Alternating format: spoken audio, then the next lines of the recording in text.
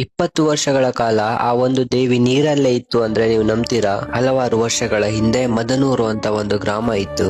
ಸುಮಾರು 100ರಿಂದ 200 ಕುಟುಂಬಗಳು ಕೃಷಿಯನ್ನು ಅವಲಂಬಿಸಿಕೊಂಡು ತಮ್ಮ ಜೀವನ ನಡೆಸ್ತಾ ಇರ್ತದೆ. ಹಾಗೆ ಕೆಲವೊಮ್ಮೆ ಬೇಟೆಯನ್ನು ಆಡ್ಕೊಂಡು ತಮ್ಮ ಜೀವನ ನಡೆಸ್ತಾ ಇದ್ರು. ಈ ಕುಟುಂಬಗಳಲ್ಲಿ ಶೇಷಪ್ಪ ನಾಯಕ ಅನ್ನೋ ಕುಟುಂಬ ಕೂಡ ವಾಸವಾಗಿತ್ತು. ಶೇಷಪ್ಪನವರು ಮೊದಲಿಂದನೂ ಆ ಜಾಗದಲ್ಲಿ ಚೌಡಿಯನ್ನು ಪೂಜಿಸಿಕೊಂಡು ಬಂದಿದ್ರು.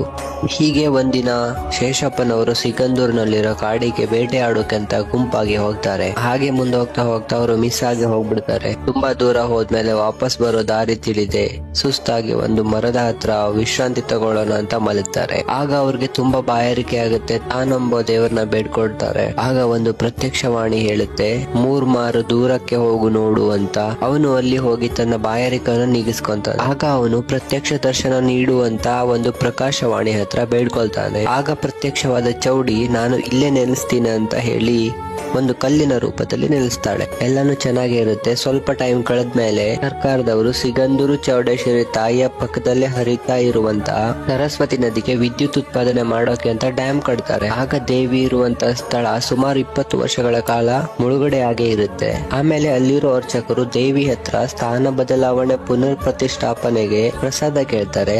ಆಗ ತಾಯಿ ಅನುಗ್ರಹ ಸಿಗುತ್ತೆ. ಈಗ ಇದು ಒಂದು ಭವ್ಯ ದೇವಾಲಯವಾಗಿ ಲಕ್ಷಾಂತರ ಭಕ್ತಾದಿಗಳನ್ನು ಕರೆಸ್ಕೊಂಡು ಪರಿಹಾರ ನೀಡ್ತಾ ಇದೆ.